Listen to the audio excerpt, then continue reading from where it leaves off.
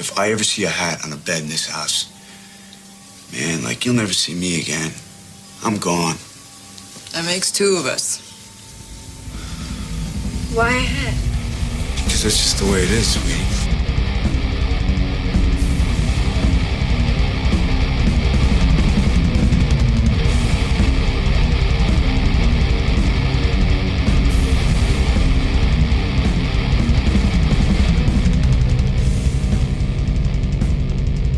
Hello and welcome to Too Old for This Shite, the podcast where myself and my emotional care human discuss cult movies and other things kind of from a Zennial's point of view. On this week's show we're going to be talking about the great movie, one of the great movies, cult movies from the late 80s, early 90s, Drugstore Cowboy starring Matt Dillon, which follows Matt Dillon's character as Bob. On his adventures as a junkie in the 70s, based on a book by Matt Fogel. Wait, no. Was it Matt Fogel? It was someone Fogel. It was someone Fogel. John Fogel? It could be. Who knows? James Fogel. Who was like a career criminal, and he died about 10 years ago, 2012, I think, maybe, after being arrested again for trying to rob a drugstore. So it's, I don't know, make it up what you want. But yeah, the movie follows Matt Dillon, his wife in it, Kelly Lynch, and Heather Graham, yeah. And, oh God, I can never think of the other guy's name. James LaGrosse. Yes. And their adventures trying to score drugs, and that makes it sound more kind of, but it's basically kind of like, I suppose, an early day version of Trainspotting. No, less depressing or less frenetic. I think it catches, whereas like with Trainspotting it kind of was way more depressing, and it kind of captured probably more the grim realities of being a junkie, whereas in Drugstore Cowboy it kind of makes it more glamorous. That they're nearly like rock stars going around it's still robbing. Not glamorous by any means, because there is still a lot of ODing and a lot of fucking terribleness happens within it. But it's not like it's not fishing in shitty down a toilets. toilet, like. Yeah. And as well, I suppose, because of the cast, like they're all kind of glamorous in their own right. Yeah. So it has movie star good looks kind of thing, and it's shot very kind of dreamily as well. Yeah, so it's not like something that's shot in like fucking Glasgow or Edinburgh. I can't remember where Trainspotting was actually situated, because like it was, I lived in Edinburgh just after Trainspotting. I'm really sure there was a lot of it was shot in Edinburgh. Like the park scene was in the fucking, there was a lot, and then I'm kind of like, was it in Edinburgh or fucking Glasgow? I think the actual film was set in Glasgow. But a lot of it was shot in Edinburgh. Well, between Edinburgh and Glasgow, in different places. But that's... Yes, neither here nor there. Yeah, besides the point. Yes. Yeah, but... I saw this movie, I think, when it came out, very soon after it came out. I was quite a young, impressionable very irresponsible teenager. Of your guardians, yes, indeed. But Jesus, looking at fucking way worse than this, like at an earlier stage. And kind of, I suppose it captured that 90s thing where it was like about an alternative lifestyle, and William S. Burroughs is in it as well. For people who aren't familiar about it, William S. Burroughs wrote a load of books that would have been, I suppose, alternative culture in the 60s, maybe 50s, I think maybe he might have started one. And he's a lifelong junkie, basically. He never hid the fact he was always a proponent for legalizing drugs, that it should be about personal choice, and there was just this. So he's in it, so that kind of gives you a feeling of what was going on. And this was kind of, I suppose, the vibe in the 90s, wasn't it? It was. I mean, there wasn't... I suppose if you compare it to today seems to have gone in two very, very different directions. They're sort of like the very sort of, I suppose, moralistic sort of right-wing, like you must not like do anything. But that was like in the 80s and the 70s. That was always there. Like, but I think it just... kind of erupted again. The 90s kind of was like a bit like the 60s, I think, where people were more into this whole thing of experimenting, and they wanted to have an alternative lifestyle, kind of break away from the thing. It was our generation, like we're actually Generation X. We're not really. We're kind of Zennials. Yeah, we're Zennials. We're the tail end of Gen X. Yeah, we're the tail end of Gen X, and I think because we're Irish, because Ireland is always about 10 years behind. Yeah, exactly. Yeah, I think we kind of fit more into the Gen X mentality with a lot of stuff, really. Yeah. And like around that, like with the music scenes in the 90s, would have been a lot around kind of like taking drugs, like Ministry. Ministry has William S. Burroughs in One More Fix, which I think is based on one of his books. And sure, Al Jorgensen is like, I don't know if he's still doing drugs, but he was like fucking shooting up heroin like daily. How the guy is not dead, it's like it's a mystery. It's a mystery. But there was a lot of bands that were like pushing drug, but not pushing, not fucking heroin, it, or not advocating it, but just advocating the choice of it. Yeah, and it was kind of romanticized, I think, a bit. And then you had stuff that kind of started showing the darker side, where it's like River Phoenix dying and like certain other Hollywood stars or musicians dying from it. And even with it, there was this, even with Kurt Cobain and stuff, like the amount of heroin that would have been on the Seattle scene, the grunge scene at the time, it was all kind of romanticized. Yeah. And like this whole thing about nearly killing yourself with drugs was romanticized as well. Like that whole better to burn out and fade away, or kind of like die young. Yeah. Leave a beautiful corpse. I don't know. It's I suppose it's hard to explain to people who weren't around at that point. But it was just the way things were. Like even like people were doing drugs at a way younger stage. Like I think I did acid the first time when I was like 13. Yeah. I would have been smoking hash like 12 up and stuff. It was like, it's not that drugs were more wide, and they definitely weren't more readily accessible. Yeah. It was just a team that was, you do to be cool. Well, not to be cool, but kind of, I don't know, it fitted in with a thing. And that's where I think Drugstore Cowboy had it. Where, like you were saying, they don't overly romanticize it, but they kind of do. Well, I think maybe it was a thing, this is just me sort of blathering on and having a little thought out loud.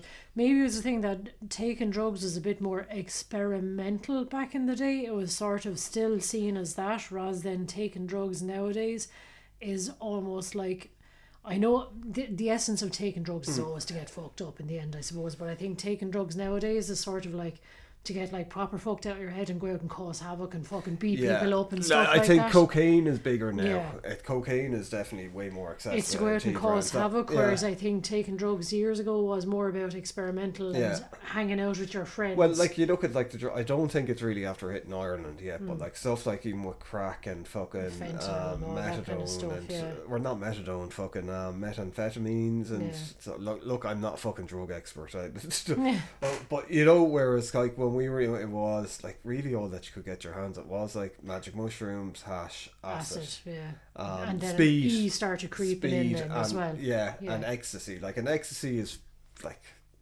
relatively harmless, like, you know, as well. Like, I mean, everything, I suppose, fucking. Well, I was still petrified of E when I was a kid, because, you know, we always had the like, oh, somebody took it once and their heart exploded. Yeah. I was just like, I'm not doing that then. Oh my god. Yeah, but you know, it's the same fucking. Someone had a glass of gin once, but like the way heroin was always portrayed was like, oh, you'll be fucking skinny heroin addict, you'll be addicted after a while, and maybe you will be. I don't think there was many kind of like, you know, happy endings stories for heroin addicts. But I think the drug culture is after changing so rapidly over the years, where it was like this alternative scene around, in Ireland anyway at least, and as you kind of see in Drugstore Cowboy as well, it was these people that were just trying to get a fix, but they were kind of nearly bohemian. That's what I mean. It was more crowds, this kind of experimental with your friends, rather than we're going to get fucked up and go out and cause mayhem and be fucking and you wouldn't do it in a pub like as well years ago. It was more about kind of like nearly expanding your mind kind of a thing. Now, of course, there's always been like fucking drugs around that people are taking. Just like Coke was massive in the 80s, but it would have been not in our circles, and I think Coke was reserved for. I was seen as a very yuppie kind of a thing. You know? And as well, it was like, look, if you're doing Coke, you're a bit of a fucking asshole anyway. And I think that probably still stands true. Kind of like, you mightn't be an asshole by nature, but fucking Coke will certainly brings it out. Asshole, that's just kind of, I think just a little bit of background about kind of why I think it resonated so much with our generation and the older generation when it came out, and as well the 70s wasn't that far gone. It was like it was only fucking 10 years really at that stage, 20 years. So this was like nearly, I suppose, for certain people in their 30s, it was like looking back on their childhood. Yeah. That would have been coming out of the 60s. You know, and probably that they maybe would have liked to have thought of themselves being like that. But as well, I think it kind of uncovers Drugstore Cowboy, like Matt Dillon's group, and they go around. All that they want to do is stay high, so they go around robbing drugstores. That is literally all that the fucking film is about. They come across a bit about he's got all these kind of rules with it, which I think it kind of falls into. There's a dreamy vibe or feeling to the whole film, where I think if you're kind of like looking at it at the time, you can kind of go, is he just making up this story? Is it like all totally different? Maybe he's seen them as being glamorous and all these things are happening and all these adventures are happening and these kind of things, and he has all these rules to live by. But the reality is he's just a fucking junkie probably somewhere. But I don't think that's, I think it isn't that. I think it's just they were kind of glamorous. They were going around, they were like, they thought that it was like not quite victimless crimes. Well, that's what I was going to say. Like, I mean, sort of their modus operandi was always, it was like non-violent as well for a lot of it. Like, they're sort of what they do They is cause a distraction. yeah, they go in like and they get Heather Graham to like fake a seizure or something like that in the ground. Everyone in the crowd around, they be like, "Oh my lord, what's going on?" And then he'd hop the counter and go in and like seize a load of drugs and off out the back window kind of thing. And then that's it. It's in and out, and there's no one hurt, and they just managed to rob a load of drugs and see what they got. Yeah, and it's like it's all seen through Matt Dillon's eyes, and like Matt Dillon in it is fucking brilliant. I think Matt Dillon is so underrated. I think when we were looking at it, I kept saying that to you. I think Matt Dillon is fantastic in nearly everything. I used to love what was it called? The soundtrack for it. Seattle thing, Singles. Oh yeah. Because he basically plays like an Eddie Vedder character in it, and Eddie Vedder is actually in it as well. And looking back, when we look back at that film a couple of years ago, and it's kind of shit. Might rewatch it again and might kind of go, but at the time really liked it. And it's Matt Dillon holds it together. The soundtrack and Matt Dillon really hold that film together. Bridget Fonda was very good in it as well, but the rest was just a bit like But that's, I mean, Matt Dillon, he's, as you said, like, he's Hollywood good looks, your typical sort of like, you know, old Hollywood kind of glamour, the chisel chin and the hairstyle and all the rest. And he seems like a really nice guy. Yeah, he seems. He's very at ease in himself. He doesn't lack confidence, but he's not like arrogant, that kind of thing, you know. I don't think he got swallowed up by Hollywood. I don't think it had a negative impact on him. Sure, his brother as well, Kevin Dillon, that was in Entourage, and the Blob remake, which is fucking brilliant, and he's really, really good in it. But and there's something about Mary. Yeah. But yeah, that's Matt Dillon. Matt Dillon, brilliant in that. Yeah. But yeah, I think he just. But it's all kind of from his perspective with it. So he could be an unreliable narrator, but you don't really know. And it's basically him and his wife and his friend. Yeah. Who picks up this girl, Heather Graham, who's like about 12 in it. I went to look it up, trying to kind of like age match how old she would have been. I think she was around 18 when she shot. But she looks quite young. Now, really, she's not really meant to be 12 in it, obviously. Yeah. She's just meant to be quite young in it, like, you know. But she's sort of the youngest member of the group, and she's sort of nearly their downfall at times. Yeah, you know, because she doesn't. She's unreliable, and she's not as versed in the ways of the world, kind of a thing. Yeah, they refer to her as an apprentice. Yeah. And so they're trying to teach her about drugs and how all the tricks to get high and all that stuff. Yeah. But she's like, she thinks that they're just robbing her, so she ends up eventually ODing because she hides some like really strong drugs that they're after robbing. And then before she dies, one of the rules is never leave a hat on the bed. Yeah, it's just all these little superstitions and quirks. Yeah. But she leaves a hat on the bed, and then they find her dead, and so Matt Dillon, and a bus goes sideways on him, and you know it's everything just seems to go wrong. Yeah. So then Matt Dillon has to bury her body. in the middle of a fucking, it's a sheriff convention in their hotel. Yeah, it all seems to just start to spin out quite a kind of a comedy wise as Yeah. well. Because it's like they're sort of going along and it's all this lovely, dreamy sort of like, they're on the road and they're sort of, it's almost like a kind of a road trip where they're just like going around getting high and staying in hotels and motels and stuff like that. And then all of a sudden, it's like fucking Matt Dillon. It's almost turns into there's something about Mary where everything just keeps going wrong on him. And it's like they're trying to hide the stash up in the motel, the roof of the motel, and they've got a dead body wrapped in a sheet, and then they look outside and there's like hundreds of sheriffs coming into town for a sheriff convention, and it's just fuck's sake, like. But see, this is the thing where I'm saying it's not like fucking. It has to have this kind of thing about being fun, and as well, I think they do want to portray it as like maybe the whole drug taking thing isn't. It's like, look, someone dies because of it.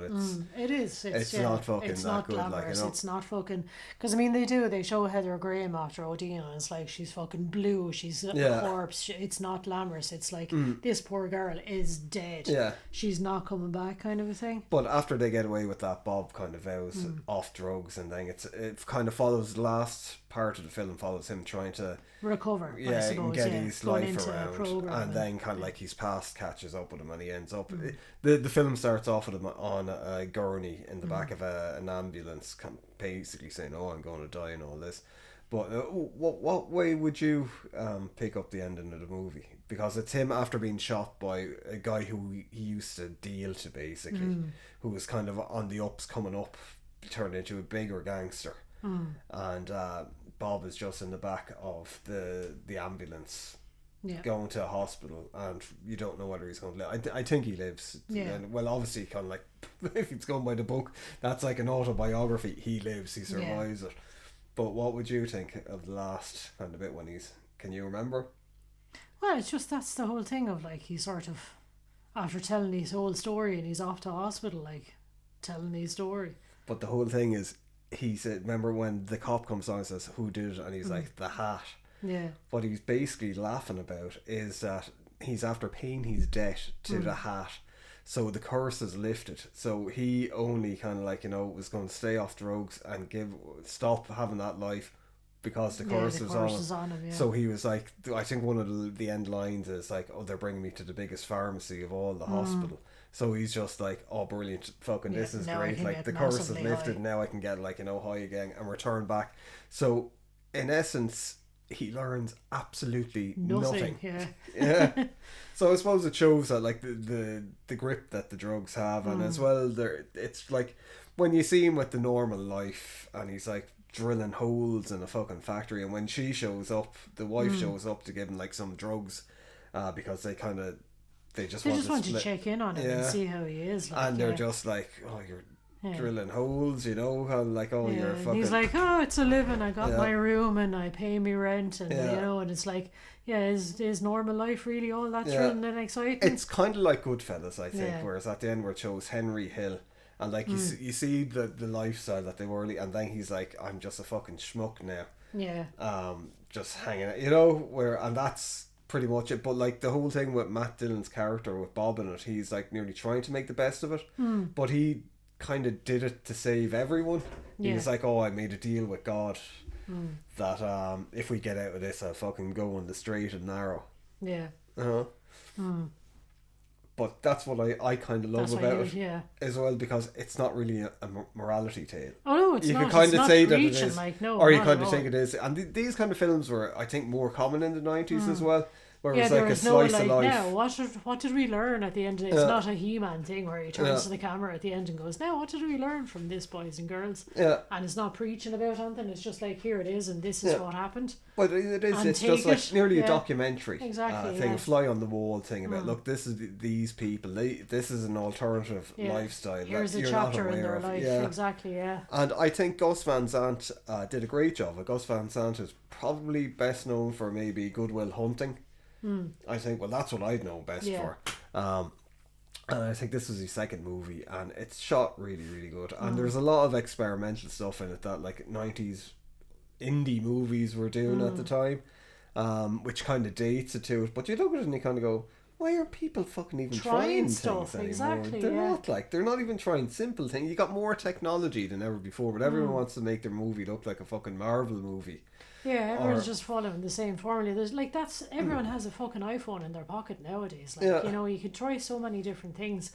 And like back in the day, it would have been a big production to haul around like a cine video kind of a thing and fucking get it developed, and there's just so much you have to do. And yet everything was so much more experimental and dreamlike, and people are trying things and they're like, it's going to cost us like $2,000 to do this shot, but they're like, fuck it, we'll do it anyway. I think it was so hard to get to the point where you're making a film years ago as well, that you kind of had to have some artistic driven kind of thing. We see it a lot with every form of art now, I think, because of social media and stuff. People see things and they're like, there's only one way to do it. That if you want it done right, you do it that way. Where people don't say, well, it's an art form, there's fucking so you can do it any which way millions you of want. ways, whatever way you want to do it. Like, I'm into music, and you see, like, music production films, they're like, you have to do it this way, you have to do it that way. It's not, there's no art to it. Everything is turned into a craft. With it. And like, me not saying that there wasn't, like, films being made like that. There was, like, always the Hollywood system where it was like, directors were fucking trained up like with an apprenticeship, and it was like, this is how you fucking direct and shoot a movie, and this is how it looks. So you look at a lot of the old cowboy movies and they all look the same, and there's a lot of kind of like what would be considered blockbuster movies, but they would have been just like studio movies in the 70s, and then you compare to them to the likes of even Spielberg stuff and Francis Ford Coppola stuff in the 70s when that was coming out, where they were like the indie kids. Well, Francis Ford Coppola, Spielberg not so much, but even Ron Howard, but they were doing things differently because they were like, we want to explore film as a medium again. And see what you can do. Yeah. Which I think this is going on in the 90s. Not saying that there's not filmmakers doing that, because there's a lot of great fucking movies we made. Danny Boyle is like, we were only talking about 28 years later. Oh, excuse me, there's some amazing shots in that, and he's still like, for a mature director, I suppose. That's exactly what we were saying. The whole point of like, it was like, oh, fucking, he shot it all on iPhones. Is like, well, why not? No, he only shot bits of it. No, but that's what it's like the bits that he did shoot. It's like, well, why don't you use it for that kind of technology? That's ideal. Like, that's, why not make use of it? Just try stuff. Some of it works, some of it won't work. But it's like, just to try and get it different kind of, instead of like, oh yeah, look, let's get like, I like Christopher Nolan stuff, but Christopher Nolan is more of a technician with the way that's all, like, his stuff looks great on IMAX. That's what he's trying to do, is capture. So I like Zack Snyder. I know a lot of people don't like his movies, but he does have a style. And like, when he's films, it like 300 when it came out at first. God, yeah. It was like the actual graphic novel coming to life. And it was fucking stunning seeing it, like, especially in the cinema. It was like fucking bombastic and all that. And I think at the time there was a lot of maybe rom-coms and fucking like serious things. So then all of a sudden you had this Matrix as well. Like the Wachowski they just like totally fucking changed. The face of cinema. Like literally. Fucking the bullet time. And that's the thing, it's so passe and cliche now, because everyone's like, oh wow, fucking let's copy that. So it's become a fucking a trope in itself. It was like there was nearly this thing to try and make a more accessible, cheaper version of bullet time that could be used in films by people. That was nearly like a competitive drive. For a while, it was just really weird, because it was nearly every fucking film had some bullet time thing in it. And then when you started seeing it popping up in TV shows, in Coronation Street with a fucking train coming off a bridge or something.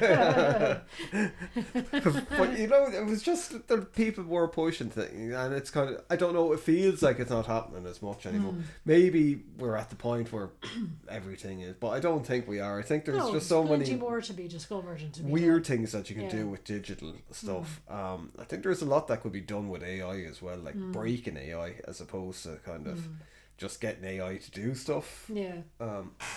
With it. But I'm just after the box office for it wasn't great on Drugstore Cowboy. I'm just opened up Wikipedia there, and it's like made 4.7 million on a 2.5 million budget, so it was like a double. But I suppose it wasn't, because I think it was being a lot of a bigger film than it was, because it I've was known such a it big for in like your 30 yeah. years. I mean, it is. It's always referenced and talked about. You know what I mean? It is. It looms large, I think, in a lot of people's memory. I suppose because it ended up being critically sort of not acclaimed, but like well known. Oh yeah, I it was suppose, very well received Yeah. when it came out. But I suppose it's just by the nature of the movie, what just wasn't. It wouldn't have been a big hit. It wouldn't have been nice. What your average family wouldn't have been going to see it. Do you know what I mean? Yeah. It's not something like a mom and a pop would bring their kid along to see kind of a thing. It's not your family blockbuster. I see. I think it was just before the indie movie thing with like Miramax and all that really kicked over. Like even with like Kevin Smith with Clerks and Tarantino, but it would have been a few years before that. And like I think maybe Kids was around this time, so it was these kind of cool kind of underground movies that were kind of coming up or kind of getting known, and as well I think people that had more of an interest in underground movies, they were more willing to be open to this kind of stuff. There's a lot of comedy in this, in fairness. Like it's very funny. The whole setup of like sort of the next door neighbour, like getting him to come out and like fucking shoot the cop, like that was hilarious. It is very very funny. Like that's the thing. Matt Dillon is very good at it. He's funny, and the whole thing. His wife Kelly Lynch in it. She's extremely good in it. Like she's meant to be more, I suppose, straight. To he's kind of like a little bit nuts, but she's like this weird nymphomaniac. And the two of them come across as being a lot older because they keep talking about when we did this, and so you kind of get the feeling that they've been around for like donkey's years. Getting up to adventures and getting arrested and all this, but they're only like in their mid-20s. Early 20s, that's it, and she's like his old woman kind of, that's his old lady, So, and she's kind of like the mom figure in the sort of the drug scene where she like looks out for people and looks after the younger ones, kind of a thing, And the thing is that they probably were kind of old for the drug scene at that stage, because the drug scene probably would have been in its relative infancy. So if it was in the 70s, they were doing it since like the 60s. So not that like people weren't doing drugs in the 50s, and that it was just like they were fucking legal, and people were fucking drinking coke, like literally drinking cocaine, like at one point. And one of the things that's not talked about, never talked about in Ireland. Remember laudanum? That was like a massive problem, because people used to fucking sniff it, right? And it was like a global thing, and because it was cheap, basically alcohol. People that sniff it and they go fucking mental, and like I think like nearly everyone was on it. It became an epidemic, and then all of a sudden it stopped. There's not much in the history books about it. There's nothing in the history books about it, but there was this thing that there was like something was done somewhere along the line, and then fucking everyone stopped doing it. But there's been like these spates of drug fucking kind of. I think in Ireland definitely at the moment. I don't know what other countries are like. There's definitely like fucking like we don't go out into pubs anymore or anything like that. Too old for that shite. But like from what I understand from talking to people is that like cocaine is just everywhere. It's more common nearly than alcohol in pubs, people don't even think of it as a drug, which is fucking crazy. Like I mean, I've never been into that shit anyway, but it's just I don't know. It feels like Ireland is in the grips of a cocaine epidemic. Even like you see some people driving around, like remember the other day, like I know, there's people who are driving like absolute maniacs in the middle of the day at the weekend, and you're kind of like they're coked out of their fucking head. Or you see some people, and people talk about it, there was a lot of violence. Like I mean, Ireland was always kind of fairly violent, say compared to like say the likes of New York City. It's probably not because there's not as many shootings, but there's like an awful lot of unreported violent crime in Ireland. People just don't bother because the police force are fucking useless. There's people that get violently killed and there's nothing done about it. So it's I think cocaine is probably playing a role in it anyway.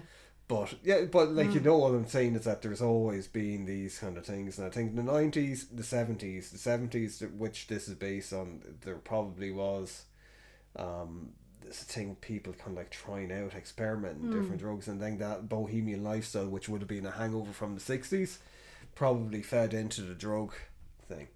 But if you didn't get her, we kind of like the film. It's a good movie. I don't know if there's anyone listening that hasn't seen it. with it. But you never know. You never know. You never know. So, on the whole, what did you think of it? I did quite enjoy it, yeah. And there was a few instances, all right, where you're like, oh my God, who's that? And it was like Susan's mom from Seinfeld. Oh, yeah. Jeez, I forgot. Yeah. His mom. He plays his mom around. Yeah, I totally forgot about that. Yeah. Because, when she came up, I was like, what the fuck is she? Yeah, she's so familiar. Who the hell is it? And that's the great thing about IMDb now. Where I you know, can because kind something like that back in the 80s, when you would have been watching that originally, you'd be like, she's so familiar. And then you're like, well, guess I'm just going to be racking my brains for the next fucking month about it, because I don't know who she is. And Dexter's dad is the main cop in it, James Remar. And again, I wouldn't have copped that at all. I was like looking at him going, he's really familiar. He's so young in in it. Like, he is so I couldn't young. place him until He you said was meant to play Hicks, as far as I know, in Aliens. And I think he couldn't. I think they did some scenes with it. I don't know why he ended up on. Then I think James Cameron asked Sean Bean to do it. Not What? Sean Bean. Oh my God, Mr. Bean. Michael Bean. What?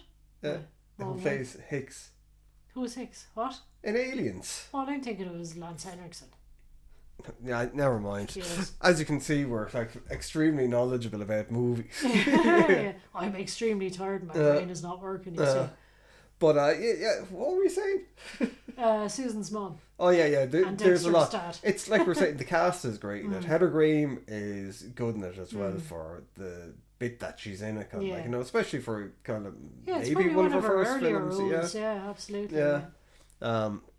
Here and James DeCross in it. He's fine as well. There was a making of the movie online, and it's a thing. It was weird looking at it because I don't know how you explain. It's not as fucking organized as making ofs that you'd see now because of DVDs with special features. All of a sudden, everyone was like shooting behind the scenes stuff for their movies and making ofs. Whereas before that, it wasn't really. It was just people tooling around with their own like little video cameras back behind the scenes and stuff like that. So it was just random sporadic footage of like somebody would be chatting behind, sort of offset or whatever. And then it cut to some other random scene behind And have it. So interviews with Gus Van Sant going, oh God, this is like a nightmare. I thought this was, but it's really interesting to watch it because it's just a different approach. It's a real snapshot of the time, I suppose, of its. As opposed to nowadays, if you saw a making of it, it'd be very polished and be very, I think, with social media in mind and with promotion in mind, whereas this was not made with promotion in mind. It was just documenting the filmmaking process. And sure, I suppose the only, even I think it only came out in the 80s was like Heart of Darkness, the making of Apocalypse Now. And for a long time, that was like the best known. The standard, a lot of the other stuff, there would have been nearly promotional things for movies. That would have been like TV things. I think we talked about before. It was very common where they'd show like how there was like these stunt shows, how stunts were made, and it'd be like, it would be to promote a film. So say with Lethal Weapon, they were doing the whole thing where Mel Gibson jumped off the roof with the guy who was trying to kill himself, and it was like, I think at the time that was like one of the highest tandem jumps ever recorded, like in a movie. Oh, should you remember when Terminator 2 came out as well? It was just non-stop, wall to wall, like, oh look, this is how we did the computer animation of fucking a man walking through the fire and fucking melty robot head and all the rest, And the most amazing thing about that is, for anyone who hasn't seen it, is that it turns out that none of it was like special effects at all. Robert Patrick actually can turn into a blob of molten steel. Yes, exactly, not bad. And Drugstore Cowboy. Yes. Go and watch it if you haven't. Quite a spectacular movie. We're kind of like, we're going to try something different. I think we kind of did, where we wanted to say, not necessarily focus on the movie completely over the half an hour, and just more kind of like the societal stuff around it as well, or the kind of things that were happening at the times. Because I do think something like this is a 90s, like it's 89, but it's a 90s movie. It gets that the whole way that kind of like culture was, and like MTV indie music culture, and the whole fucking kind of like drug culture, that where it was like glamorized. And like, I mean, even when Kurt Cobain died, that was like, there was a lot of fucking coverage of that where it wasn't like, I mean, everyone was like the tragic death, but like straight away it was like nearly mythologized.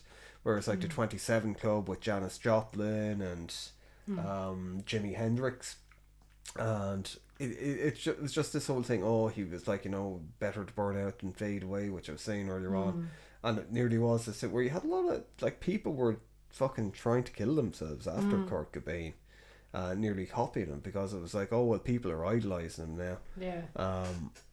You know, it was a weird fucking time. With it's like it's always tragic when someone young dies, like, and especially someone as talented as him, and in, I suppose we'd say, unusual circumstances with it. But that was the vibe in the 90s. That's the vibe of the time.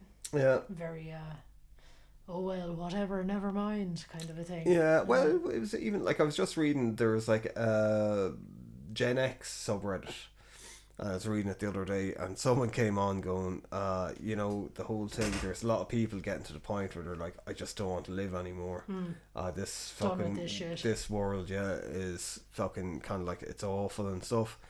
And they were saying, oh, the depression subreddit, you can't really go to it because it is just full of people talking about killing themselves.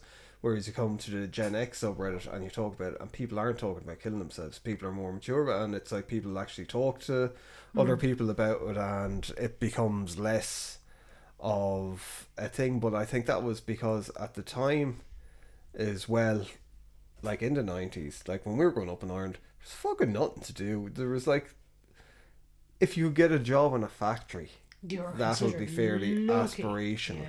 Then things started changing dramatically near the end of the 90s in Ireland. But yeah, growing up in the 80s and the 90s and like the tail end of the 70s, it was just... It was the dole or emigrate, and that was it. Or get involved in the arts, which is like what we did. Which what a lot of people did, but you were basically doing it for nothing. Like you were doing it like really for the love of things, and like, then we emigrated. Yeah. Years later. Yeah. But yeah, it was just, that was the thing. There, people were like that. It was like there wasn't much hope. People were like depressed. Gen X was known as like the fucking like the whatever generation. The dropouts, and kind of like the fucking wasters and stuff. And but that was just because like there was like, what else are you meant to do? There's not, so you may as well just fucking enjoy yourself. You may as well get into it. Exactly. Well, yeah. That was a very depressing end. My God Almighty. But I suppose, well, to end on a slightly happier note, I suppose the whole Gen X kind of ethos is like, well, you're a little bit resilient because you had to be a bit resilient. You had to find something to do for yourself. You had to fend for yourself, and you kind of relied on yourself a lot. Yeah, you did. You couldn't rely on other people. You couldn't rely on a handout, or you couldn't rely on being able to go for a job. So you actually made your own way in the world. You made you furrowed your own. You ploughed your own. Well, our generation would have been like the generation latchkey kids, which for people who aren't familiar with the term, it's like kids that would have been left at home because, like, say, the parents might have been divorced or both parents had to go working, so they couldn't afford babysitters. And so you just come home after left school to fend for and themselves. You're raised by television. Leave yourself in. So I think that kind of nearly played into a lot of stuff with drugs and things as well, because a lot of people our age you were basically left on the parent. Left your own devices. Yeah, it was like not like nowadays, like fucking nowhere. No such thing as a helicopter parent back then. Yeah, so you were basically kicked out of during the summer months. It was like, off you go and be back before it's dark, and we don't care where you are. Where some people look back at that with romantic kind of things, kind of go, oh God, the good old days, and it's like, no, it kind of. It left a lot of us open to fucking be vulnerable to different things and stuff, and kind of like nearly looking back, like, I mean, I don't regret it much, like, you know, but at the same time it'd be nice to have a bit of guidance, you know, where it's like, maybe don't do acid at like 12 or 13, or maybe don't be like smoking hot, you know. But that was a Drugstore Cowboy. Definitely one of my favourite cult films. I think it is a real, well, like, we talk about fucking shitty movies and all, but I do think Drugstore Cowboy is like a proper cult movie. I think, I don't know if it is in the Criterion Collection, but it's a movie I think should be put into the Criterion Collection because it captures a vibe from the time, unintentionally, I think, with it. But yeah, look, if you made it this far, thanks very much for listening, and we will be back next week Probably with some fucking dopey fucking B-movie action Bullshit, fucking yeah. bullshit. Back on their bullshit. Yeah. So until then, bye.